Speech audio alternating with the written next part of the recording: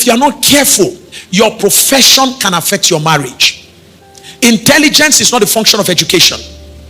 You can be educated and not demonstrate intelligence. And there are those who have high level of intelligence who are not educated in certain matters. So let our conversation be customized to the knowledge of who our partners are. If you marry somebody who is a singer, the person spent all his life from secondary school. Maybe there was no money to send him to school, so the person decided to pursue career in what? Music.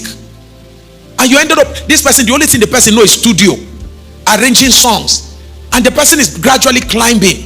But you spent all your years, you have masters. Now you are married to somebody who is not educated but talented, which is what is happening today. What will you do? There's a young man in Nigeria, I think it's one of your younger brothers.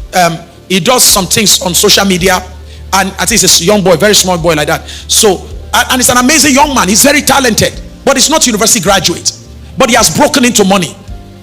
And there's a girl, I think they are trying to, I don't know if they are finally done. So, but I know that from the last time I knew about them, they were trying to get together to marry each other. I think recently I saw they went even to a particular place for honeymoon. Sorry, I don't know if it's just water, but they went somewhere together. What do you do? That guy has the money, very talented. It's not by accident that he's as popular as he is. There's something he's doing right. Okay? If you're going to be his wife, you are not going to sit him down and you want to start engaging him in conversation that has to do with educational matters. You're not going to be discussing at that level with him. He's intelligent. So customize the conversation to his area of intelligence. Do you understand?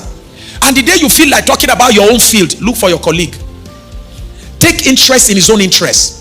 Gradually we take interest in your own interest.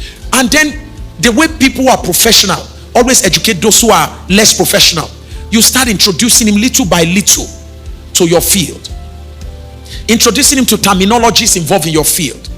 After some years, you'll be amazed to know that the person who is not from your field begins to use the language of your field. Is that okay? It's the way it works. So for instance, Pastor Nta is a lawyer. His wife is a doctor. The only hope is because he's a lawyer, so he'll be a little bit vast about medical stuff. But how much will his wife be knowledgeable about legal matters? But as she relates with him as they are talking, he'll just, oh sorry, you know in law we call this one this. And he does it in a way that does not make her feel that she is a fool. There's a way to communicate that. Is that okay? So it's very true that we can have intellectual mismatch. However, celebrate intelligence at whatever level you find in the person you are relating with, so that it doesn't look like we're using education to pull down each other. The more you know, the better for you. But don't use it against your partner.